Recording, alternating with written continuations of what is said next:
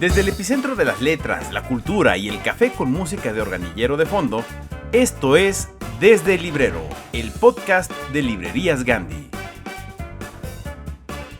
En este capítulo, cuando la memoria se vuelve literatura. Y para ello conversaremos con Jordi Soler. Más lecturas con Socorro Venegas. A propósito del tema con Antolina Ortiz Mur. Terapia literaria con Maura y Valentina. Recomendaciones Gandhi con Francisco Goñi. Los dejamos con nuestro anfitrión de esta ocasión, Jorge Hernández. Y recuerden que la F es muda. Este podcast es para los que sí leen la página entera y para los que no, también. La memoria es la mentirosa más elegante que existe. Nos convence de que recordamos con exactitud, cuando en realidad estamos editando la película de nuestra vida cada vez que la vemos. Y el que mejor entendió esto no fue un neurocientífico, fue un francés hipocondriaco que se encerró en un cuarto con las paredes forradas de corcho para escribir, en 7 tomos, lo que le pasó al morder un panecillo. Marcel Proust moja una magdalena en el té y toda su infancia le explota en la boca. No la recuerda, la vive otra vez, con olor, con sonido, con todo. Los científicos hoy le pusieron nombre a eso, pero seamos honestos, suena mucho más elegante decir que uno tuvo un momento proustiano a decir que se le salieron las lágrimas oliendo el caldo de pollo de su mamá. Y aquí es donde Pixar, sin citarlo, pero citándolo clarísimo, hace exactamente el mismo truco con una rata que sabe cocinar mejor que la mayoría de nosotros. En Ratatouille, el crítico más amargado de París prueba un plato de verduras y de repente vuelve a tener 6 años en la cocina. Toda su fachada de villano gourmet se derrite en un bocado. Ya que estamos en Pixar, no podemos dejar fuera a Coco, porque ahí la memoria directamente decide quién sigue existiendo. Si alguien te recuerda, no mueres del todo. Pixar empaquetó esta idea en una canción, Recuérdame, que hizo llorar a medio planeta en una sala de cine a oscuras comiendo palomitas. La ciencia ficción también le entró al tema, de manera más oscura. En Black Mirror hay un capítulo donde la gente tiene un chip que graba absolutamente todo lo que ve y pueden reproducirlo cuando quieran. Suena increíble hasta que te das cuenta de que ya no hay forma de olvidar nada, ni las cosas feas, ni las peleas, ni los exes. A veces, la gracia de la memoria está precisamente en que se le pierden los detalles. Y en la música tenemos a In My Life de The Beatles, la canción donde Lennon hace un recuento de lugares y gente que ya no están. Y termina diciendo que quienes ama en el presente pesan más que toda esa nostalgia junta. 3 minutos de canción contra 7 tomos de Proust y llegan más o menos al mismo lugar. Total, que entre una rata cocinera, un chip futurista, un altar de muertos animado y una canción de los 60, resulta que toda la cultura, tanto culta como pop, lleva décadas obsesionada con lo mismo. No sabemos guardar el pasado tal cual fue. Es increíble reinventarlo cada que un olor, un platillo o una rola nos agarra desprevenidos. Cuando la memoria se convierte en arte, cuando la memoria se convierte en literatura. Jordi Soler nació en 1963 en la portuguesa Veracruz, México. Es autor de libros de poesía y obras narrativas traducidas a varias lenguas. Fue director de la estación radiofónica Rock 101, agregado cultural en la Embajada de México en Irlanda, es colaborador en El País, La Jornada, Letras Libres y Reforma. Vive en Barcelona, la ciudad que abandonó su familia después de la Guerra Civil. Es caballero de la irlandesa Orden de Finnegans. Entre sus obras destacan Boca Floja, La mujer que tenía los pies feos, Los rojos de ultramar, La última hora del último día, Diles que son cadáveres, La fiesta del oso, Ese príncipe que fui, El cuerpo eléctrico, Usos rudimentarios de la selva, Los hijos del volcán, En el reino del toro sagrado, Y uno se cree, y su más reciente libro, Las armas de la ilusión. ¿Quién es mejor narrador de los 90? ¿Liam Gallagher de Oasis gritando en el escenario o Bret Easton Ellis en American Psycho? Bueno, si consideramos la narrativa como un instrumento para meterte en un mundo particular, yo creo que prefiero a Gallagher. No soy muy fan de Easton Ellis. ¿Quién podría ser el ícono definitivo de los 90? ¿Kurt Cobain con su guitarra destrozada o Irving Welsh escribiendo La suciedad en Trainspotting? Yo elegiría, quizá Irving Welsh, ¿no? Me parece que define no solo aquello, sino también lo que estaba por venir. Sí, seguro. ¿Cuál sería la mejor banda sonora literaria? ¿La rabia de Oasis en Definitely Maybe o el descontrol de The Fight Club de Chuck Palahniuk? Pues mira, voy a ser muy repetitivo, pero elijo Oasis, sobre todo porque detesto el Club de la Pelea y todo el culto que hay alrededor, y sigo sin comprender por qué pasa esto. ¿Cuál podría ser la mejor voz generacional? ¿Tupac contando la vida de las calles o Roberto Bolaño con Los Detectives Salvajes? Bueno, yo creo que Los Detectives Salvajes son... A mí me parece que esa novela es la gran novela chilanga. Curiosamente la escribió un chileno, ¿no? Seguramente Bolaño. Bueno, pues muchas gracias por todo, Gandhi, y gracias a Jorge por la conversación. Y me voy al avión. Con permiso.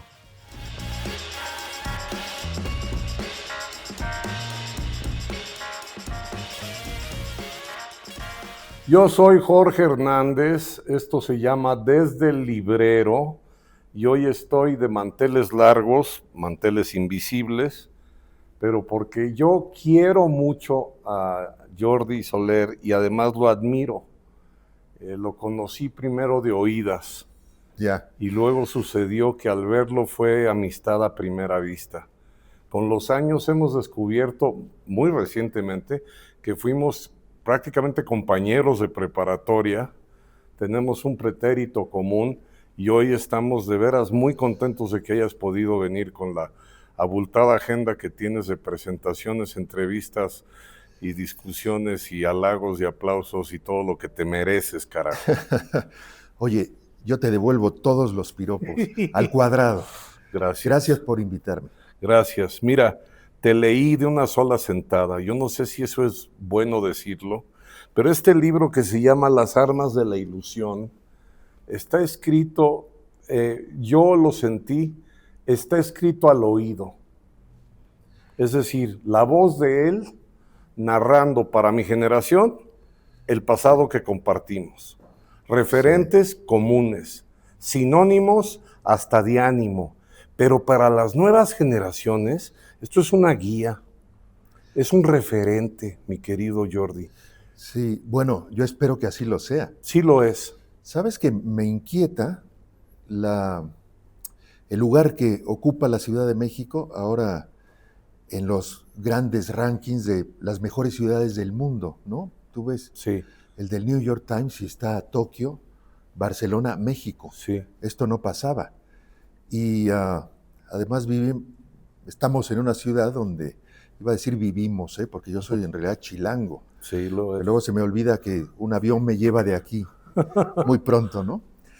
Estamos en una ciudad donde Dua Lipa viene a fundar una taquería, donde Chris Martin, que es abstemio, va bebiendo tés compulsivamente por la calle Orizaba. Y canta las ¿no? de Juanga. Y canta las de Juanga.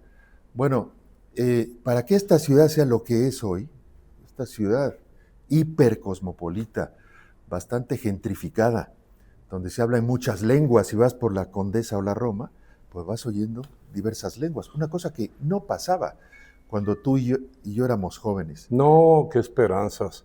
También ha variado mucho que ahora hay lugares en donde la salsa ya no pica. Ya, es verdad. Es decir, para ese público Es de verdad. la gentrificación, Sí. ya no hay chile de a de veras. A ver, yo quiero aterrizar para que compren no solamente un ejemplar, sino 2 ejemplares, uno para consumo personal y otro para que tengan a una tertulia garantizada. A ver, ya llegó el momento de la memoria. Estas son tus memorias. Una parte. Primera entrega, Sí. que son unos brochazos de cuando heroicamente dirigías una estación de radio, que nos moldeaste el gusto a muchos, que no podíamos conseguir discos con la facilidad. No, ni siquiera nosotros. No, ¿verdad? Era un problema. Sí. Heroico porque el libro empieza con lo que hicieron por el Ejército Zapatista de Liberación Nacional. Sí. Ese concierto de solidaridad completa, que fue histórico. Y al que fue medio mundo. Yo, ahora que voy hablando de este libro por todos lados, todos estaban ahí. El otro día Diego Luna me dijo, claro, Diego Luna es más joven que nosotros, pero él hizo la valla en el escenario para que no se subieran. No me digas. Con los músicos, sí. Como un niño héroe, como un niño héroe. Sí. Bueno, está también, digamos, tu precioso capítulo de homenaje a un escritor polémico y muy querido, que yo recomiendo el video, porque y tú además haces el llamado. Sí. Está en YouTube el video cuando entrevistas a Fernando Vallejo. Sí. Y estuvo a punto de vestirte de novia a ti, pero él sí se vistió de novia. Sí. Oye, y hago el llamado porque en cuanto empiece a circular este libro más, lo van a bajar de YouTube. Sí, es una salvajada. Qué triste. De hecho, recomendaría que alguien lo baje para cuando lo bajen ellos lo vuelva a subir. Creo que yo sí lo guardé, yo lo bajé, sí. Bueno, te voy a pedir, Jorge, que estés pendiente. Bueno, al aire no salió completo, eso sí, pero hay 2 veces. No, le quitaron lo del Papa. Pero dice completo en el que yo guardé. Luego está tu paso como agregado cultural, que es el surrealismo mexicano con color verde. Y la bandera mexicana de fondo. Exactamente, y el batallón de San Patricio. Y entonces ahí tienes una experiencia alucinante, que es en la casa de Oscar Wilde. Nada más adelanta un poquito para que se queden tentados. ¿Qué te pasó Bueno, ahí?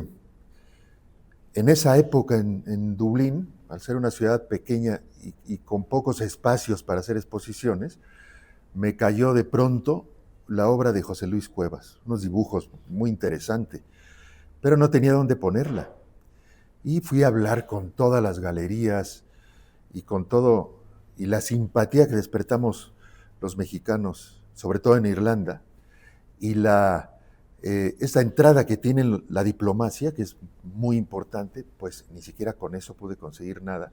Pero un día, en un cóctel, hablé con la directora de la casa de Oscar Wilde y me le fui al cuello, porque me dijo, así como milagrosamente, oye, estoy pensando abrir la casa de Wilde para montar exposiciones, no sé qué opinas. Y le dije, es una idea fabulosa y yo te tengo la primera exposición. Y así fue como pudimos poner la exposición de Cuevas. Y cuando digo pudimos, es literal. Porque cuando llegué con los cuadros de Cuevas, me dijeron, qué bueno, cuando puedas ya los cuelgas. Digo, ¿cómo? Pues sí, porque es que no tenemos, claro, como era un proyecto nuevo, no había quien lo colgara. Hiciste hasta entonces de le dije carpintero. a Joe, el chofer, que ya estaba harto de mis proyectos, porque todo era muy artesanal, le dije, Joe, tenemos una misión, tráete martillo y clavos de tu casa, y unas pints de Guinness, porque nos vamos a pasar aquí la noche colgando los Y cuadros. Montaron literalmente la exposición. Bueno, cuando nos vieron a Joe y a mí con el martillo y los clavos, dije, a ver, ¿clavos? No, esto lo tienen que colgar de ese riel que hay ahí, con unos hilitos de caña de pescar. Tienen que montar los cuadros. Entonces le dije a Joe duplica la cantidad de cerveza, el ánimo, y esa noche que te dije van a ser 3. Porque esto está complicadísimo. Un reconocimiento de México a Joe.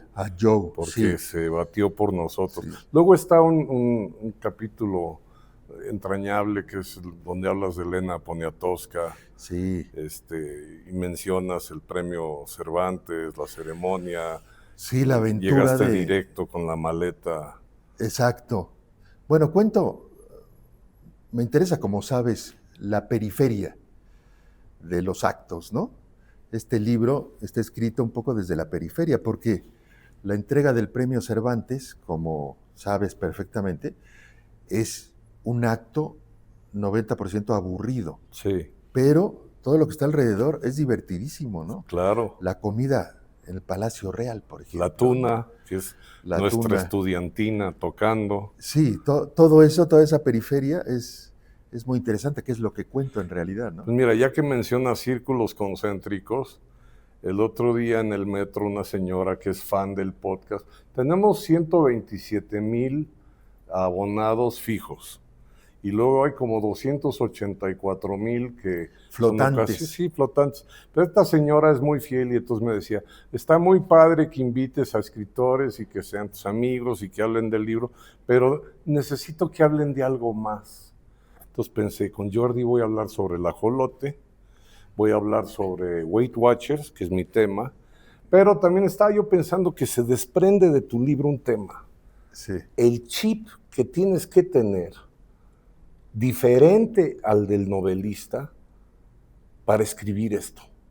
¿Estás de acuerdo? Sí, porque todos son personas reales, ¿no? Aquí puede venir cualquiera y decirme esto lo estás inventando. ¿No? ¿Te inhibe? ¿Te sentiste coartado por eso o limitado? No, la verdad es que los novelistas, tú lo sabes perfectamente, tenemos un grado de cinismo superior al de la mayoría de las personas, ¿no? Sí. Y a mí eso no me incomoda nada, y para trabajar tampoco.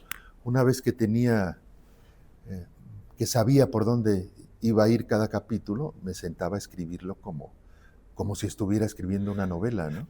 ¿Esto está antecedido por un diario? ¿Tienes diarios? Apunto cosas, no diarios, apunto cosas todo el tiempo. Pero, por ejemplo, de tu época en la radiodifusora, la época radiofónica, que además, de veras, fue heroico cómo se enfrentó a los dueños de la estación, porque él pasó al aire, bueno, voy a echar a perder el primer párrafo, pero no lo voy a echar a perder, es para que lo lean. Él puso al aire un mensaje del subcomandante Marcos invitando al concierto. Y la entrada al concierto no era un boleto que se compraba, era que tú llevabas víveres. Exactamente. Bueno, y echaron a andar ese cassette con música de fondo, Sí. y evidentemente te decían, oye Jordi, no, tú te vas Claro. Y mencionas que incluso en tu vida laboral habías sido despedido en 3 ocasiones para volver a ser contratado Sí. inmediatamente después. Y además liquidado. Y eso una maravilla. ¿tú tenías eso apuntado? ¿Dependes de tu memoria para...? Dependo de mí, sí. Tengo muy buena memoria exclusivamente para eso. Luego dejo las llaves puestas y este tipo de cosas, pero todo mi disco duro está concentrado en eso.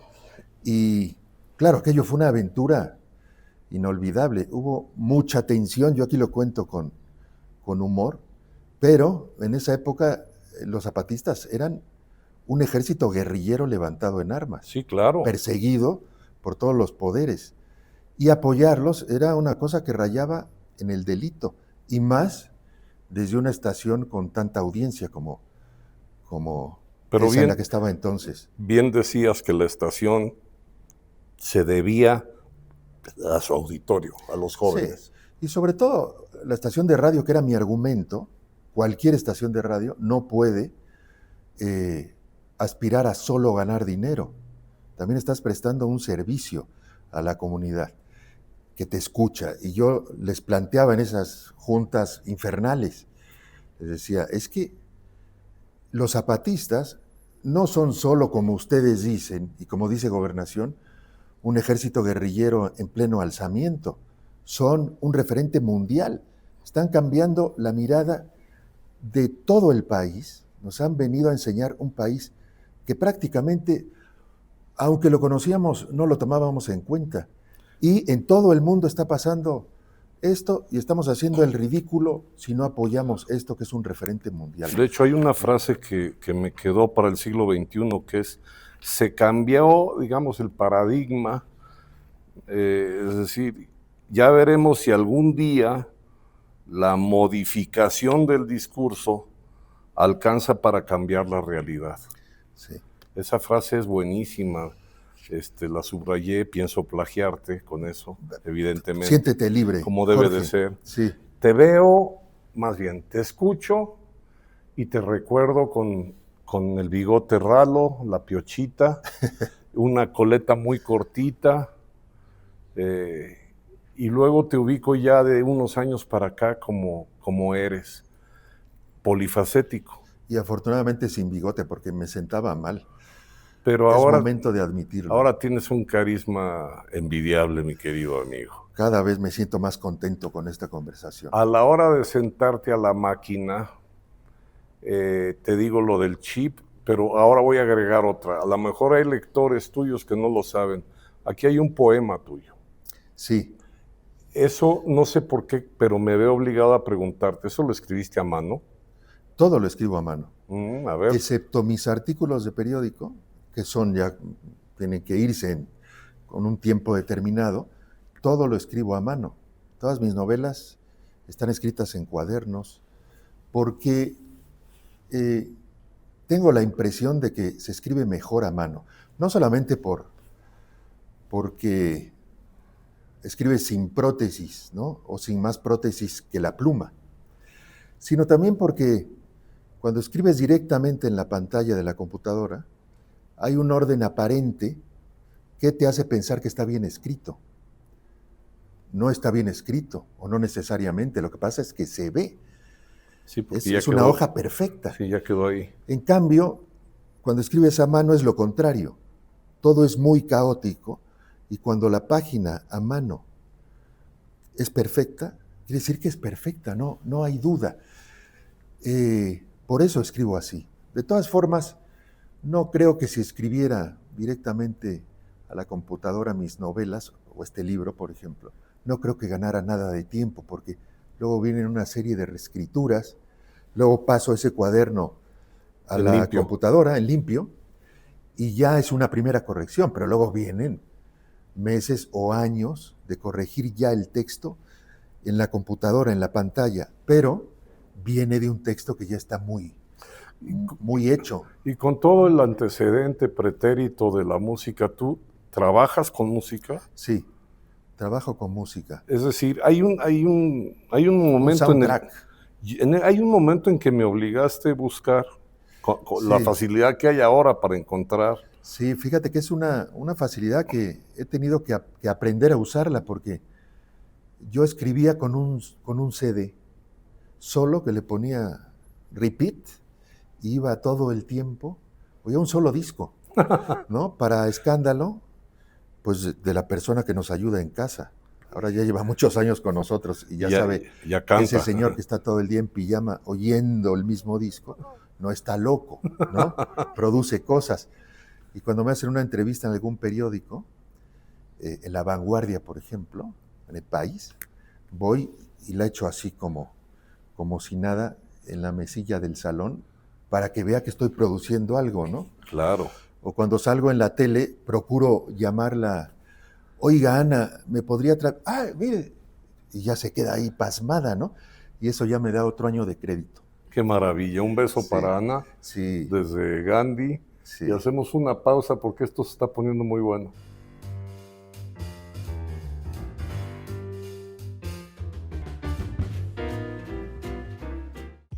Radio Gandhi es nuestra estación de radio digital que crea atmósferas musicales para los lectores.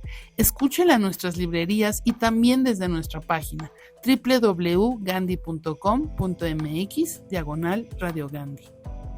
Radio Gandhi, como suena la lectura.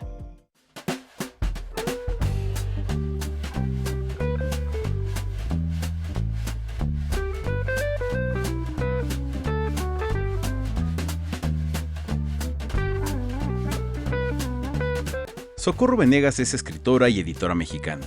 Sus cuentos se han traducido al inglés y al francés y han sido recogidos en varias antologías.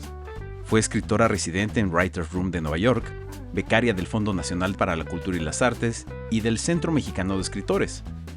En la Universidad Nacional Autónoma de México creó la colección de novela y memoria Vindictas, que recupera la obra de escritoras latinoamericanas marginalizadas por el canon del siglo XX.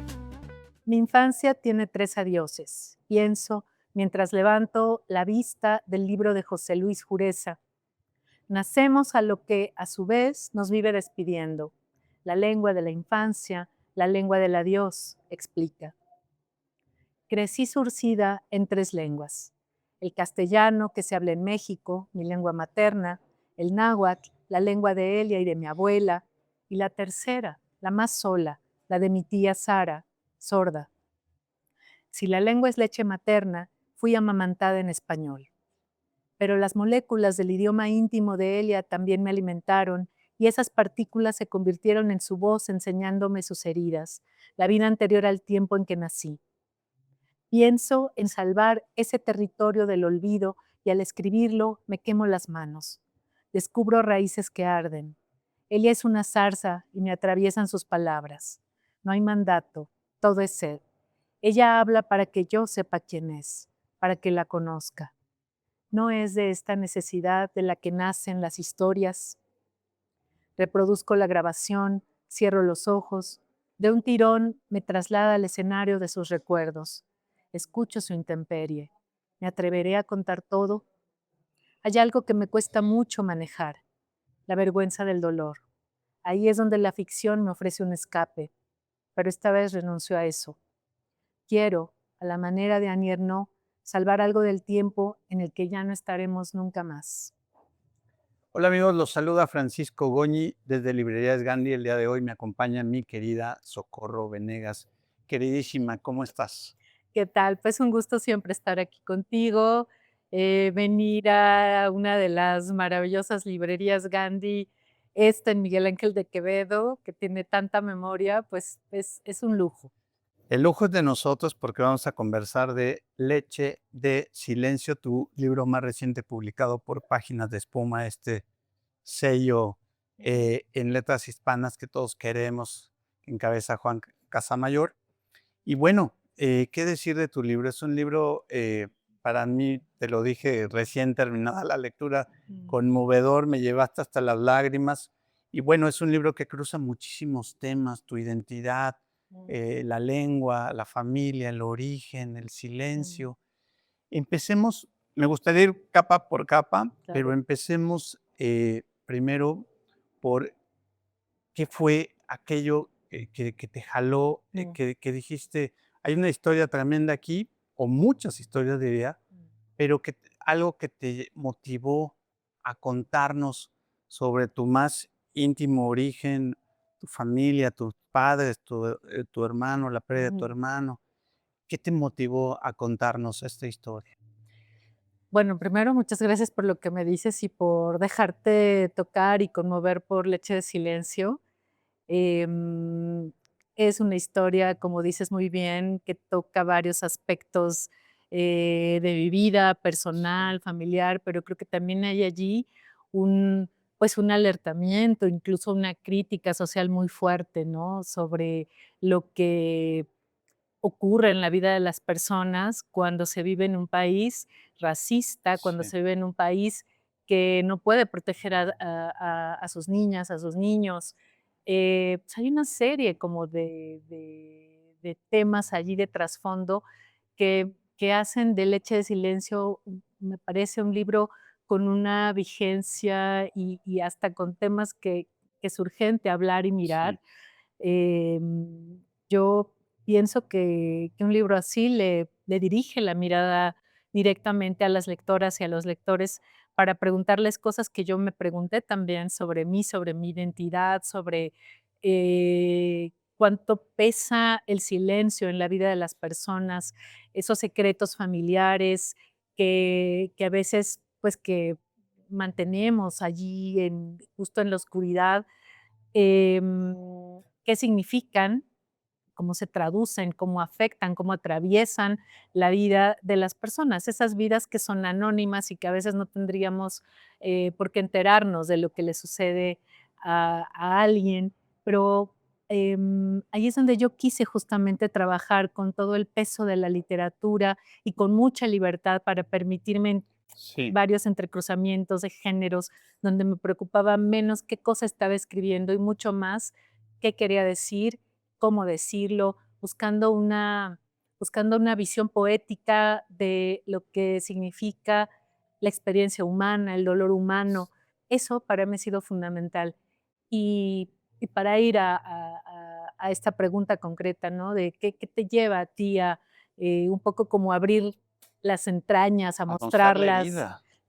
y a hurgar en la herida, en las mías y en las de mi madre, porque este libro es una conversación. En Sí. primer lugar, yo digo que es un libro que también puede entenderse como una correspondencia, ¿no? Porque estoy allí hablando con mi madre con unas reglas del juego que además me permití proponerle, ¿no? Decirle, quiero hablar contigo, quiero como rebobinar nuestra historia, todo aquello que suponemos que sabemos perfectamente una de la otra, y tengo dudas, quiero saber si esto que recuerdo fue como lo recuerdo, porque siempre me ha pasado en mi escritura, en otros proyectos de escritura, me he ido dando cuenta de cómo la memoria es algo tan dúctil y algo que no es que te engañe, sino que tú mismo has necesitado construir o reconstruir de una manera distinta lo que crees que recuerdas.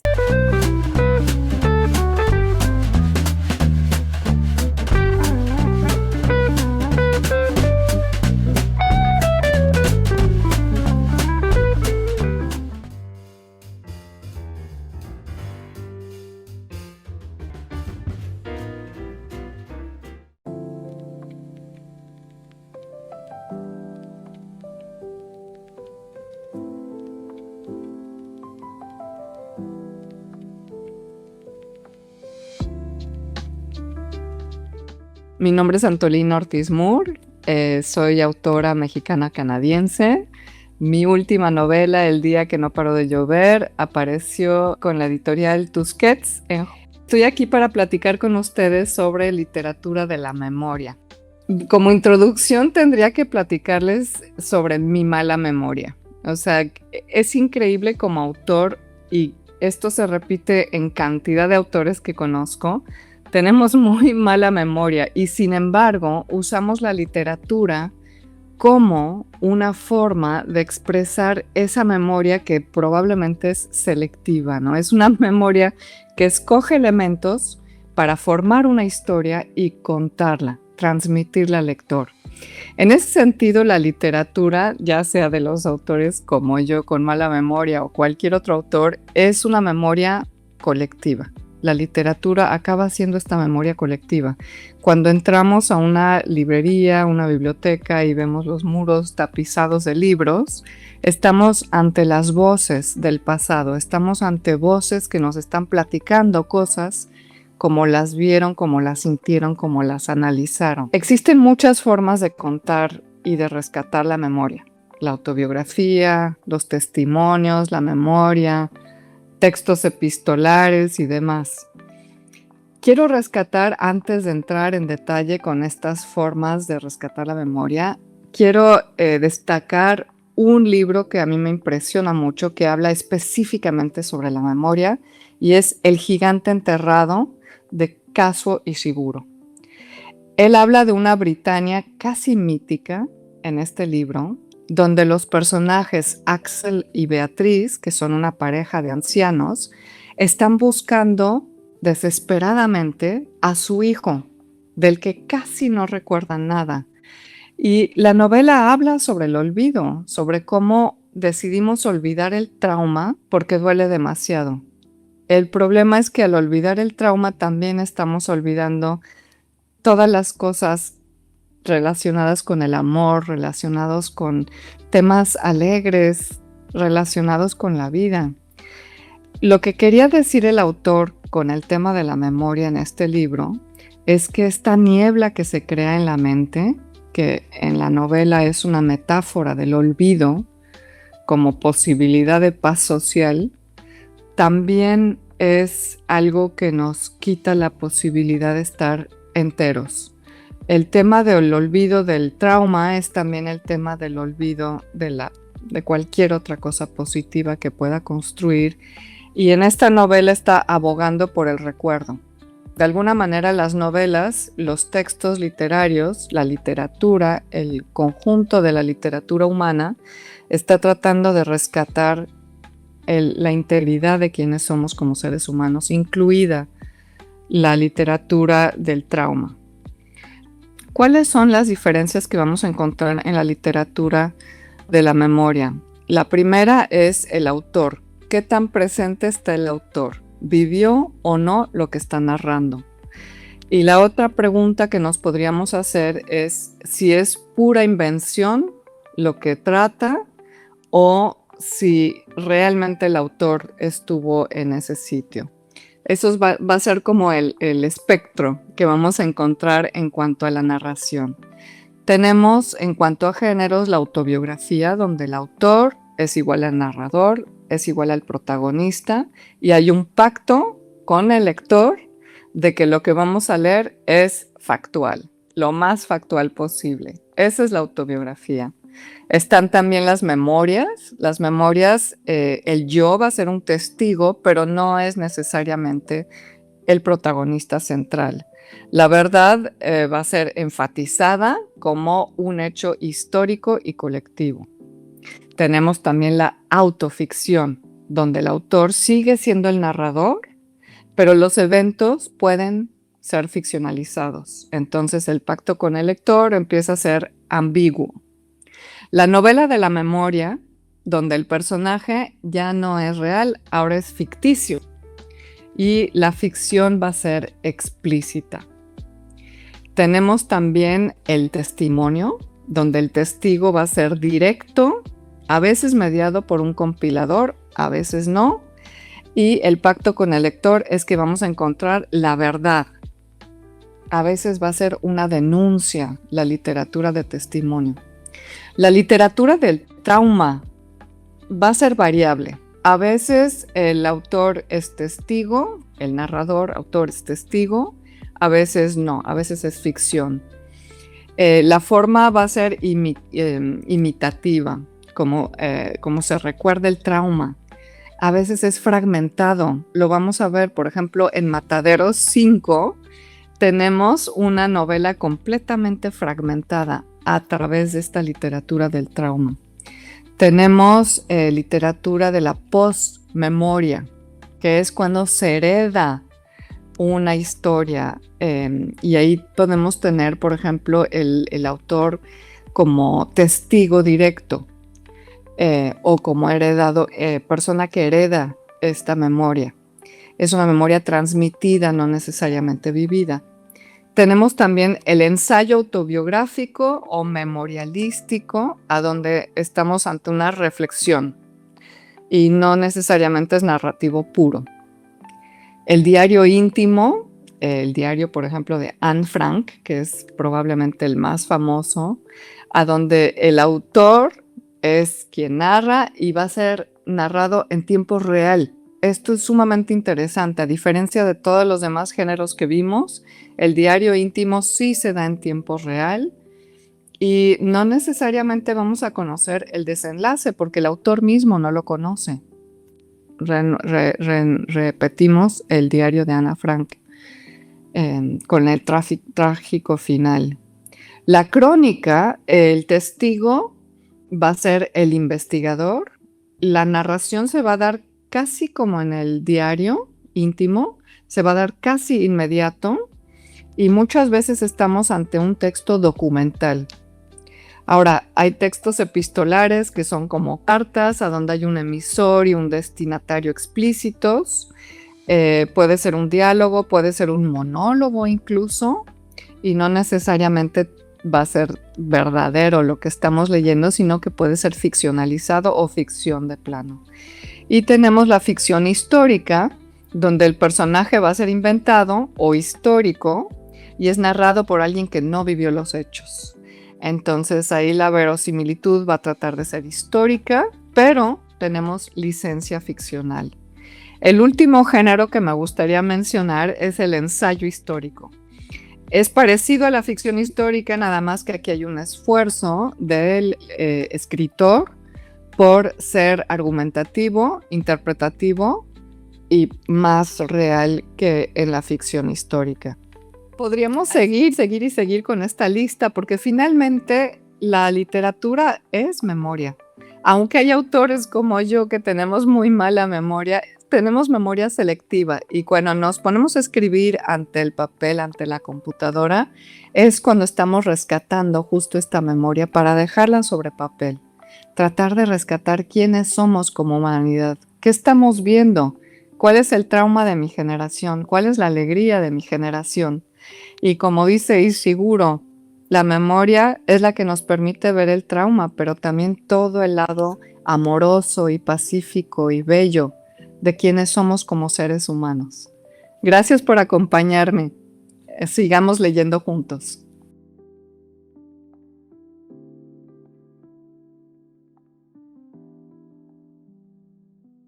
Dos jarochos en Bulgaria. Así se titula este episodio. Sergio Pitol y tú, a ver, cuéntame esa anécdota.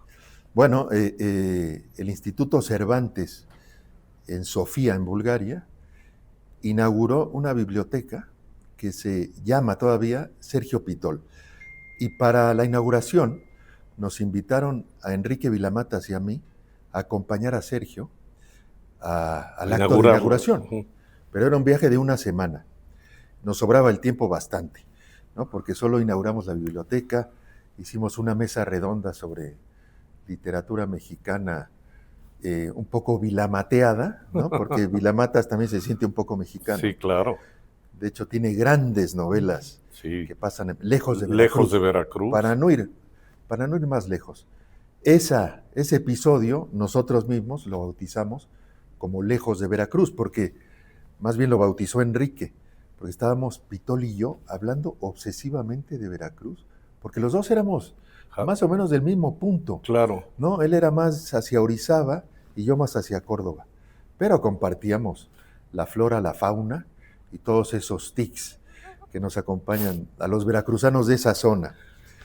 Ahí me enteré de que Pitol no solamente éramos paisanos, pero de manera muy cercana, sino que él había estudiado en la misma escuela que yo estudié los primeros años de mi educación, que se llamaba, o se sigue llamando curiosamente, Instituto Cervantes. Era un instituto que montó un profe refugiado de la Guerra Civil. ¿En Orizaba? En Córdoba. En Córdoba. Mi hermano y yo, obviamente, íbamos a ese instituto, y Pitol, en otro tiempo, claro, estudiaba inglés por las tardes en el Instituto Cervantes. Ah, qué bonito, y paralelo. nos pasamos ahí toda la semana hablando de Veracruz, comiendo los mismos platillos, a restaurantes que nos llevaban, escapando de nuestras guías, porque teníamos unas guías hermosísimas, unas búlgaras, que sonó feo, ¿no? No, está señoras bien. de Bulgaria. Es una nacionalidad. Y eran nuestras intérpretes, porque obviamente ni Sergio, ni yo, ni Enrique hablábamos el búlgaro.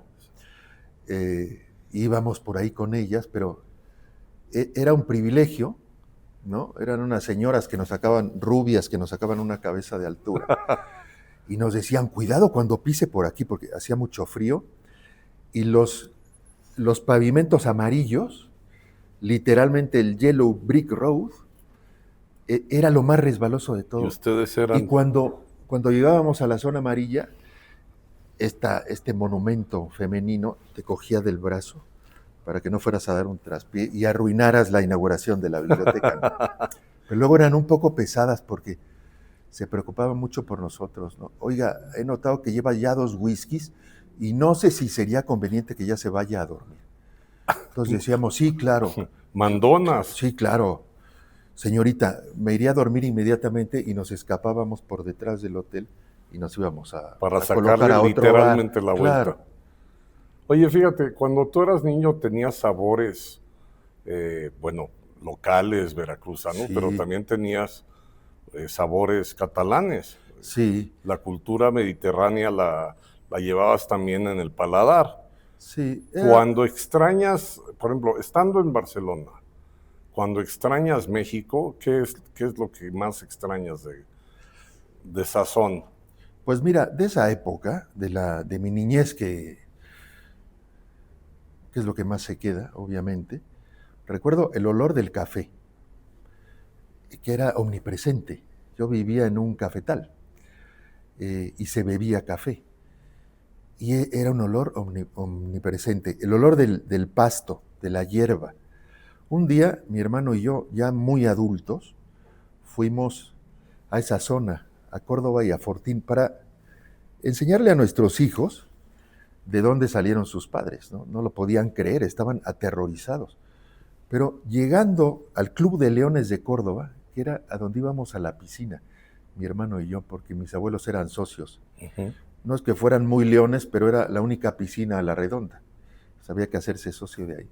Los dos llegamos y cada uno se va por su lado, atormentado por 1.000.000 de fantasmas de la infancia. Y en eso, digo, a ver que no me vea nadie, y me acerqué al suelo a oler A oler. la hierba, porque nos pasábamos las tardes ahí tirados, lánguidamente al lado de la piscina. Y cuando estoy oliendo así, digo, uy, no me vaya a ver alguien, y volteo, y mi hermano estaba haciendo lo mismo. Pecho tierra. Pecho tierra, de manera que el olor de la hierba es Conste que no fundamental. dijo césped, Sí, que conste. me estoy cuidando. Oye, recuerdo una fil de Guadalajara que ustedes, los hermanitos, fueron al Estadio Jalisco. Sí, pero este hermano es Juan, Ah, no Juan. Álvaro. No, Álvaro. No, porque Álvaro es mi hermano menor. Yo con Este el es que crecí y era mi cómplice, Juan. era Joan. Y Álvaro viene de una segunda camada, era mi hermano el pequeño. ¿no? Pero seguramente también se tira a oler la hierba. No, porque Álvaro viene de otra latitud. Los de Veracruz somos Joan y yo. Ya. Sí, Cuando Álvaro y tú fueron al estadio, sí. ¿el pretexto era su pasión futbolera? Sí, porque teníamos parte de la familia, estaba en Guadalajara, y mis tíos tenían abonos en el Estadio Jalisco para ir a ver a las Chivas. Y el chiste de ir a Guadalajara era que nos llevaran al Estadio Jalisco a ver a las Chivas, ¿no? Entonces hicimos este programa y Álvaro y yo tratamos de localizar los abonos que tenía la familia. Todo era ficción, porque ¿qué nos vamos a acordar? Debería haber una placa Teníamos- que dijera, Debería haber una aquí placa. venían de niños. Pues sí, pero no, por no haber, no había ni butacas, estaban todas derruidas. Y Álvaro y yo inventamos, ahora lo confieso, que veíamos ahí Tengo el- entendido que en Barcelona tienen 2 equipos, hay uno que juega con el uniforme del Atlante Sí, y que muy famoso. muy famoso. Sí. Es que yo más Y- bien me he visto de novia Sí. y yo juego de blanco. Bueno, y tenemos, el otro es el Español, pero nosotros tenemos otro más, de segunda regional, ¿Cuál es? el Europa. Apunten esta trivia. Es un equipo antiquísimo, de los primeros de la Liga Española, que tuvo malas rachas y fue bajando hasta tercera, ahora ascendido a segunda regional, y luego viene ya la segunda. O sea, podría ser que lleguemos a primera división. Uy, eso sería la gloria. Y es el uniforme, pues parece el de Unión de Curtidores. Yo recuerdo con la Es una- franja, con una franja, pero esta es una B. De hecho, se llaman... como Vélez. Sí, este es azul, una B así enfrente, y la gente que va a animarlos nos llamamos los escapulats, los escapulados, porque parece como Un escapulario. Y es un equipo profundamente catalán, no puedes decir ni una palabra en español en el estadio porque te echan a patadas, profundamente independentista. Yo no lo soy, pero hago como que sí, cuando soy escapulat. Y tiene, esto es una maravilla, en el estadio, la mitad de una tribuna es un bar, donde te sientas ahí, te pides una cerveza y una butifarra con molletas, y estás desayunando, porque todos los juegos son a las 12 del día. Qué maravilla. Otra maravilla. Y estás ahí con tu cerveza o tu vino, viendo a tu equipo. Algo que ojalá se contagie en la Liga MX, Sí, ojalá. que está tan deteriorada. ¿Qué tanto tiempo le dedicas al escritorio? Pues muchas horas al día. Empiezo, yo creo que porque nací en el campo, a las 5, 5:30 de la mañana. El horario de la ordeña. Cada día, sí. Cada día. Y a las 12, religiosamente me levanto, voy al club y juego 2 sets de tenis. Cada día.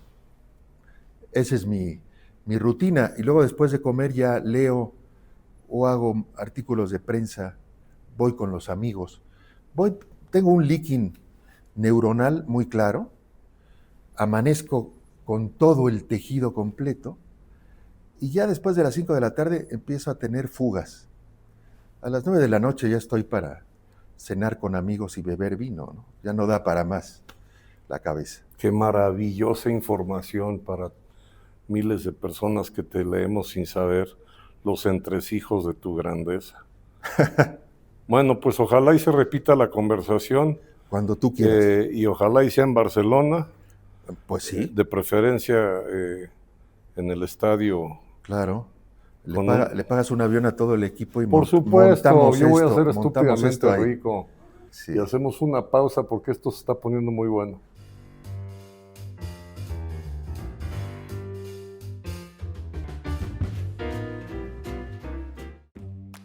Ven por tu revista Lemás, la revista oficial de Librerías Gandhi desde el 2009. A través de un eje temático, cada mes exploramos diversos ángulos de la literatura, el arte y la cultura.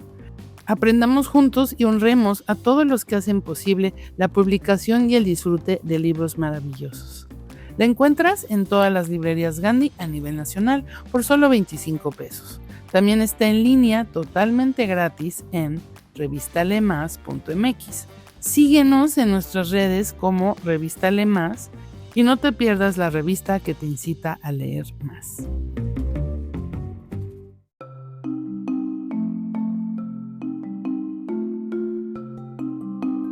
Hola, buenos días. ¿Cómo estás, René?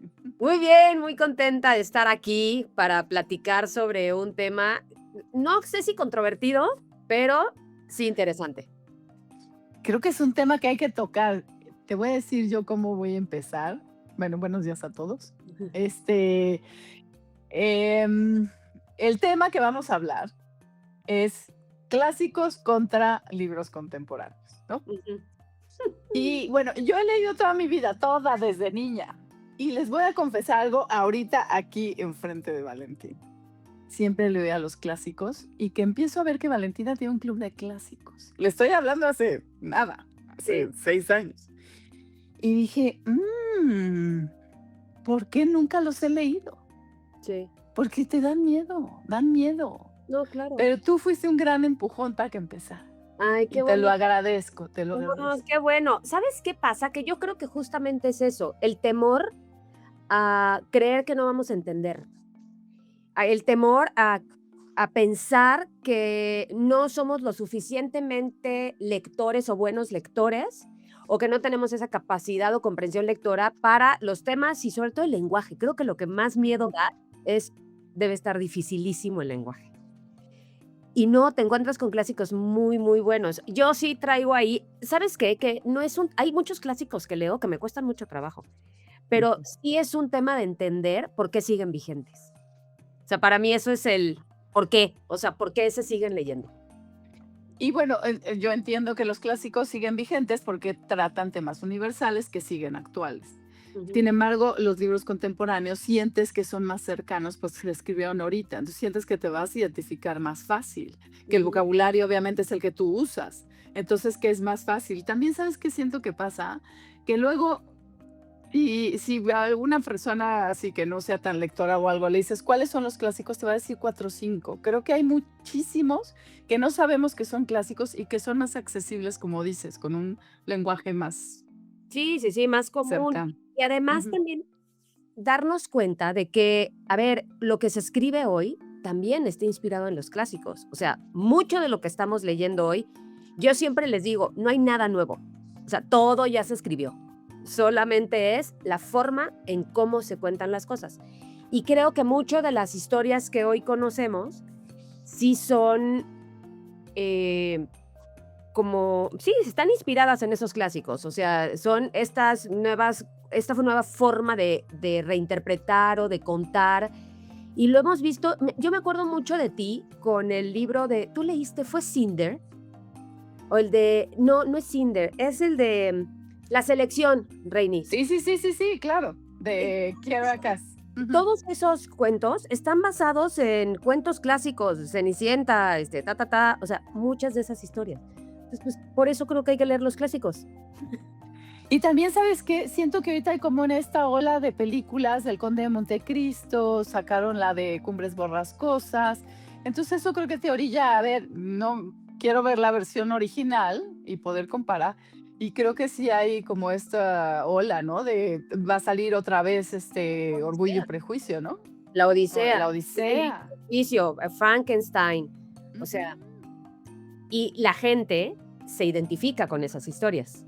Ujú. Entonces eso quiere decir que sí es importante como traerlas de regreso, no importa el medio, o sea, yo sí creo que, y eso también lo hemos creo que platicado tú y yo, hoy muchas de las cosas que vemos en el cine están basadas en libros, y en libros clásicos.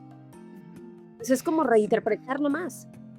Y aparte te das cuenta, digo, el año pasado leímos Crimen y Castigo en mis clubs, te mueve lo mismo a los seres humanos, venganza, amor, envidias, todo. Entonces te vas a identificar con cualquier clásico, vas a decir, es increíble que no hemos avanzado como humanidad, como nos mueve lo mismo, somos lo mismo. Sí, al final es hablar sobre la condición humana, y la condición humana está en los clásicos, o sí, en la mayoría. Y creo que por eso son tan importantes. Y hay 1000, o sea, hay muchos. Tú tienes tus favoritos, yo tengo mis favoritos, que son también los libros accesibles para que la gente también pueda acercarse a esas lecturas sin temor, o sea, con la confianza de que van a entender, ¿no? Y si no lo dejas, o sea, tampoco es manda, no pasa nada. Seguramente sí, los van a encontrar en 1000 lados. Hay muchas traducciones, que eso también es importante, pero hay miles de clásicos que igual y no sabemos que son clásicos, ¿no? Sí. ¿Tu clásico favorito? Pues mira, yo creo que de lo último que he leído, El Conde de Montecristo me encantó, porque es un libro que jamás me imaginé que fuera de tanta acción. Sí. No para el libro, me encantó. Sí, sí, es muy bueno. A mí me gusta mucho Jane Eyre.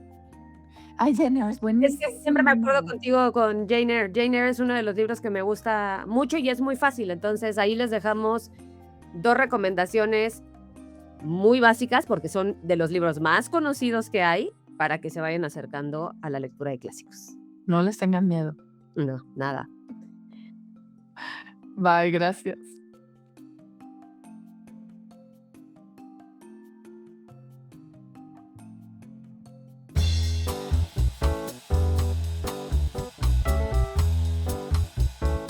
Hola amigos, los saluda Francisco Goñi desde Librerías Gandhi. El día de hoy les tengo 3 recomendaciones muy buenas.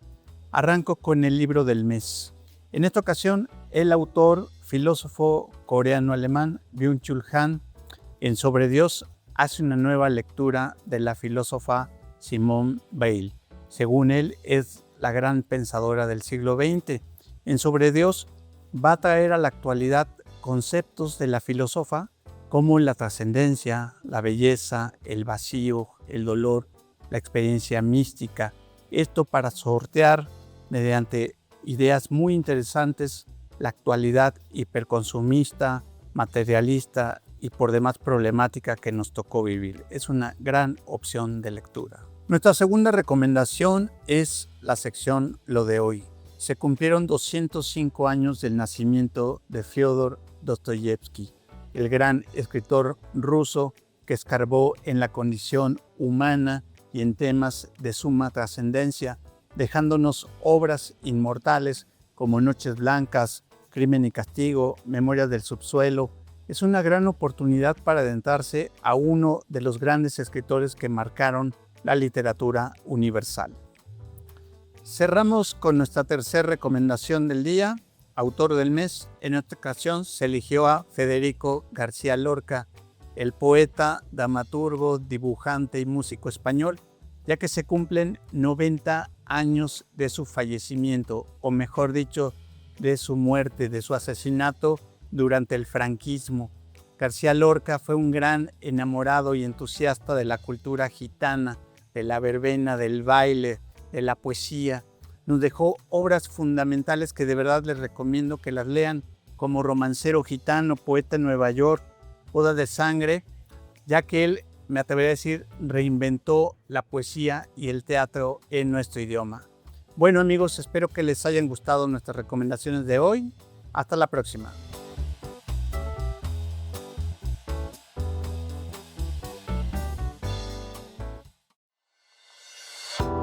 Descubre Club Tinta de Librerías Gandhi, el club de suscripción para lectores apasionados. Cada mes recibirás en tu domicilio una caja tinta especialmente curada para ti, un libro seleccionado según tus gustos, una revista Lee Más y un regalo sorpresa.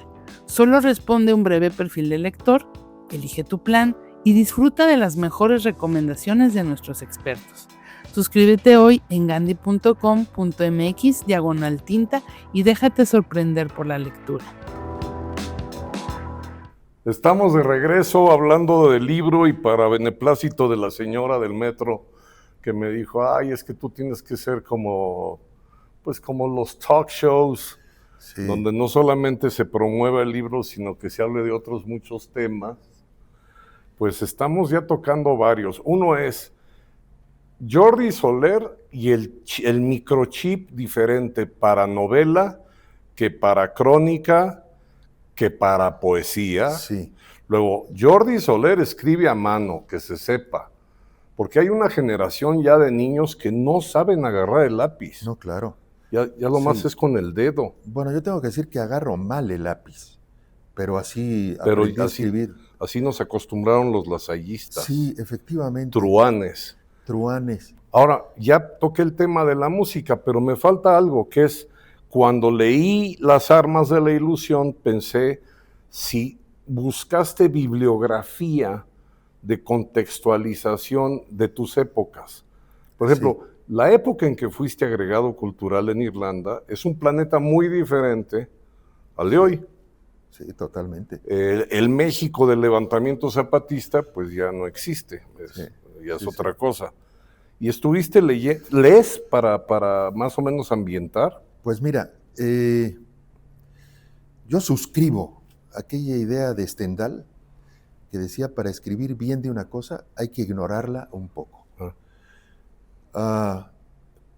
Por experiencia sé que cuando investigo demasiado, esto ya intoxica lo que quiero escribir yo. Por ejemplo, con mi novela Los Rojos de Ultramar, que trata un tema grave y espeso como es la guerra civil, no podía cometer errores de fechas, ni de lugares, ni de conceptos, ni ideológicos. Y fue una pesadez investigar todo eso, ¿no? Sentí en esa novela que en esas zonas muy históricas me alejé mucho de mi oficio de narrador. Estaba constreñido por esa realidad y esto no me gusta cuando me pasa en la novela. De manera que aquí investigué como 3 o 4 cosas. Por cierto, hay muy pocas. Por ejemplo, del concierto aquel en Ciudad Universitaria en el Estadio de Prácticas, solo hay un video que pone concierto en YouTube, Sí, que se por ve la de paz y la lejos el libertad, escenario. parte 1, y la parte 2 no existe. Y la parte 1 es un chico bailando ska con su camarita Sony, pum, pum, se ven cabezas de sus amigos, de pronto uno se pega con la cámara y en el fondo se ve pues un grupo tocando de fondo. Sí. Es el único material que hay. Y aquí yo tengo vía libre para escribirlo, como lo recuerdo. Para los de nuestra generación, los coetáneos, está también muy bien dibujado el concierto en el Toreo de Cuatro Caminos, Sí. mítico, cuando vino Joe Cocker, absolutamente interplanetario. Sí. Y yo recuerdo, a lo mejor yo veía muy borroso todo. Yo también, Yo pero andaba- no tanto como Joe. No. Pero yo recuerdo que creo que se subió Javier Batis y lo bajaron. Sí. Porque creo que agarró una guitarra que era de los gringos y le dijeron, oye, no, güey, no se toca. La vas a eso". desafinar. Exacto. La descripción de lo que era hacer cola Sí. me despertó un interés por un tema que es adlátere de esto, el tiempo. Antiguamente ya parecemos como nuestros abuelos cuando decíamos, Sí. en aquella época había que hacer cola en el súper. Pero es que hace 15 minutos, todo Es- va a toda muy velocidad. rápido. Sí, Para ir al concierto había que ir por los boletos Sí, y estar sí, todo sí. el día ahí, bueno, bebiendo. si no, como pasas todo el día a Exacto. la vera del periférico. Y pues, ya por llegabas favor. absolutamente zumbado al Sí. concierto. Y ahora todo es de una inmediatez Sí. instantánea. En el cine ya no hay taquilleras. No, me encantó la palabra cácaro, que Sí. espero que cuando presentes esto en España alguien te pregunte o puedas explicarles, Sí, porque yo en casa proyectamos una película a mis hijos y yo dije, bueno, pues yo hago de cácaro. Y la novia española de uno de mis hijos dijo, pues pase usted al servicio. se asustó. Se asustó. ¿Te divertiste recordando? Mucho. No solamente me divertí, sino que también fue como un periodo de mucha nostalgia cuando estaba escribiendo, porque mi vida, como te lo he contado varias veces, es estar encerrado en mi gabinete de trabajo en Barcelona.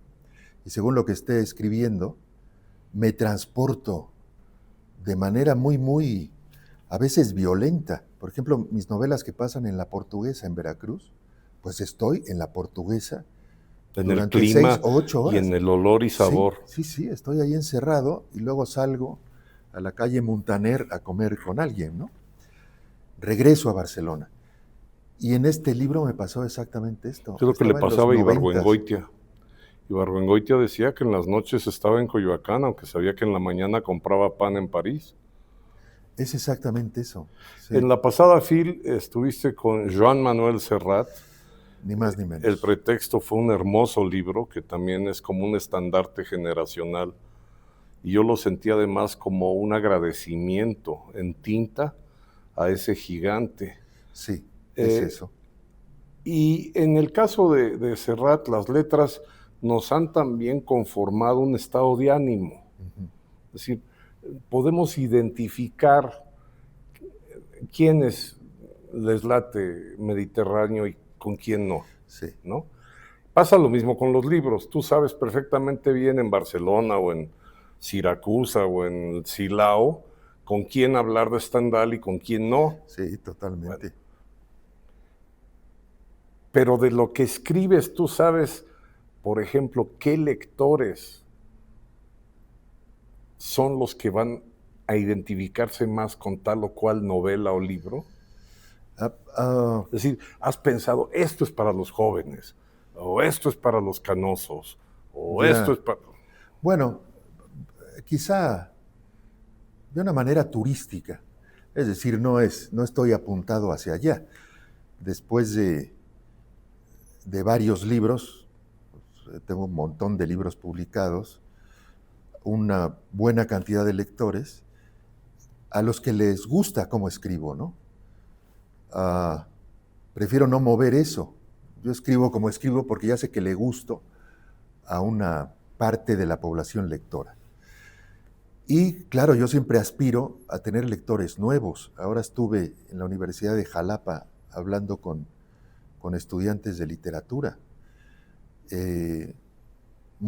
con muchos aspirantes a escritores, ¿no? Y fue una conversación extraordinaria que además me llenó de esperanza porque se interesaban en lo que yo les contaba y ahí pensé, de aquí me van a salir 3 o 4 nuevos lectores que me van a acompañar y se van a sumar a esa masa de lectores, ¿no? En donde hay gente de nuestra edad o mayores o menores, pero lo que hay que conquistar es a los que están pegados a la pantalla, ¿no? Los Por que supuesto los que nacieron tienen más lectores. 15 años. Por supuesto. Porque... Esto me hace mucha ilusión. Y el primer capítulo de este libro, que es Aquel México de los 90s, me hace ilusión que se den cuenta que esta Ciudad de México tan cosmopolita en la que viven no era así, y que hubo una generación que picó mucha piedra para que Dua Lipa venga a fundar su taquería aquí. Hombre. Dua nos dé beso a ti y a mí. Sí, por lo menos uno al pastor. Please. Mínimo. Y por supuesto que nacieron muchos lectores. Te voy a confesar, yo fui a esa misma feria de Jalapa. Lo sé, pero no coincidimos. Y yo regalé los rojos de ultramar en el café de la parroquia. Qué maravilla. Porque me tocó la llovizna y se acercó un muchacho a preguntarme qué le recomendaría yo para leer. Y dije, yo te voy a regalar. Y entonces le regalé el tuyo, le regalé uno de David Toscana y bueno, también le regalé uno mío.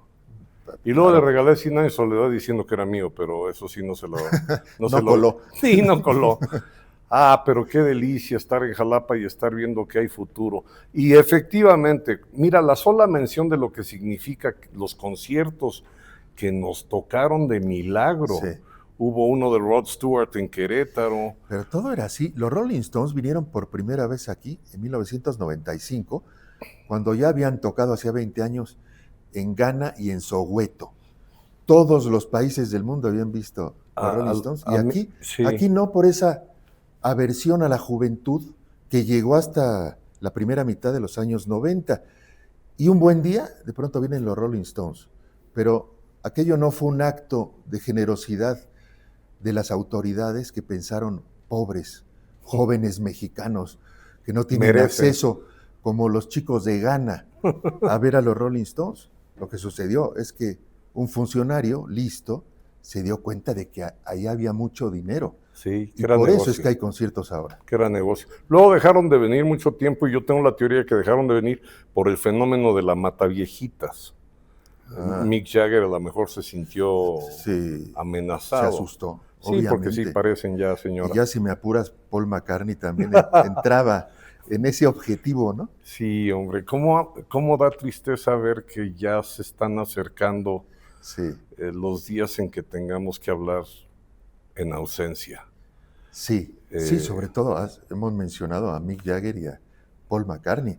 El día que falten ellos, sí va a haber un abismo, ¿no? ¿La música que escuchas al escribir incluye a Led Zeppelin? Incluye todo. Por ejemplo, acabo de terminar una novela que saldrá el primer semestre del año que entra en España y un poquito después aquí. Y es una novela que escribí con los Chemical Brothers. Todo. Estuve oyendo durante 2 años una lista entera de los Chemical Brothers. La tabla periódica del sonido. Sí, tal cual. De hecho, el epígrafe es de los Chemical Brothers.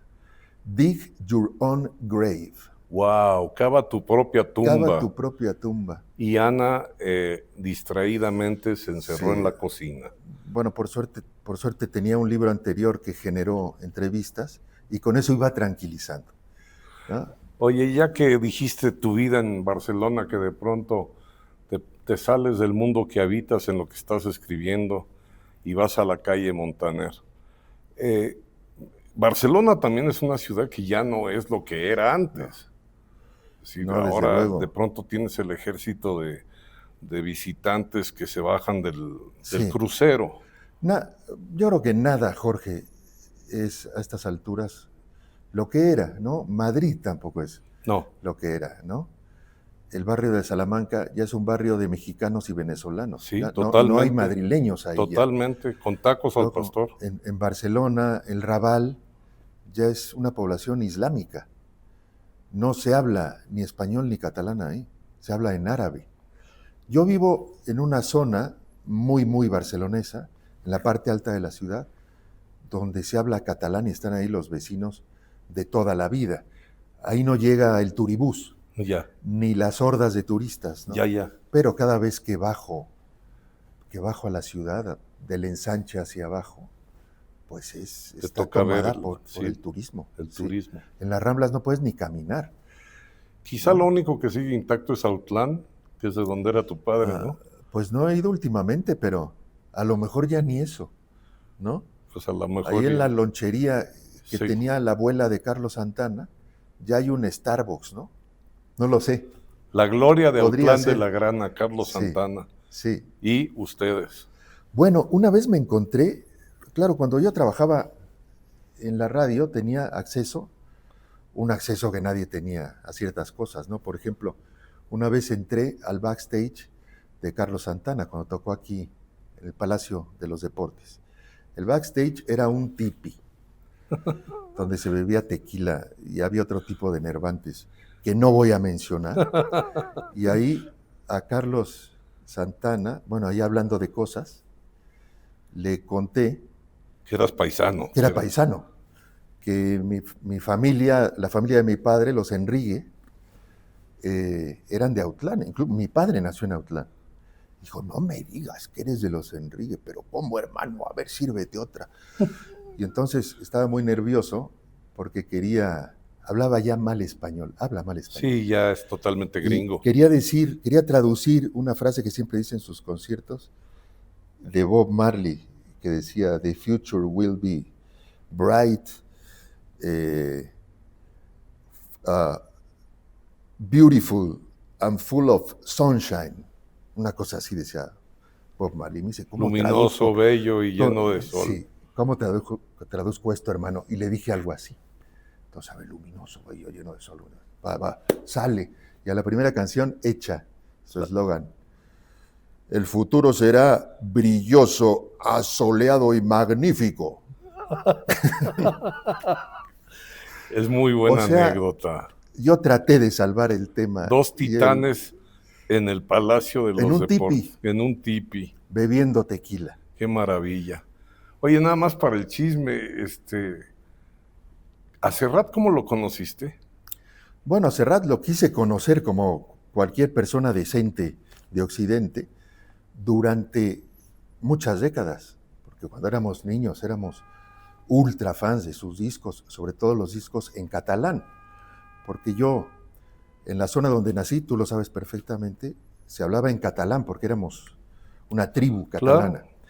Y mi hermano y yo pensábamos que era un invento, esa lengua era un invento para que no nos entendieran los vecinos.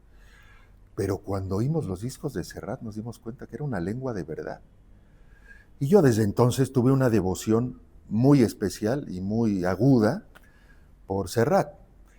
Y siempre lo quise conocer. Cuando trabajé en radio, moví todas mis influencias para comer, para sentarme con Serrat. Nunca lo logré.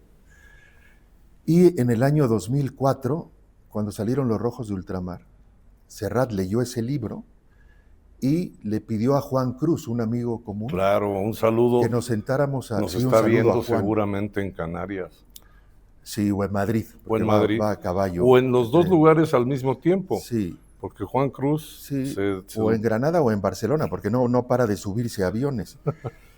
Bueno, pues en el 2004, Joan le pidió a Juan que nos juntara. Y entonces me pareció un milagro que Joan Manuel Serrat, mi ídolo, me quisiera conocer a mí, porque ahí me enteré, había leído varios de mis libros, y en fin, me sentí casi perturbado de que mi ídolo me quisiera conocer a mí. Se confirma que Serrat es un gran lector, y se confirma además tu grandeza, mi querido Jordi. Yo te admiro cada vez más, y proporcionalmente cada vez te quiero más.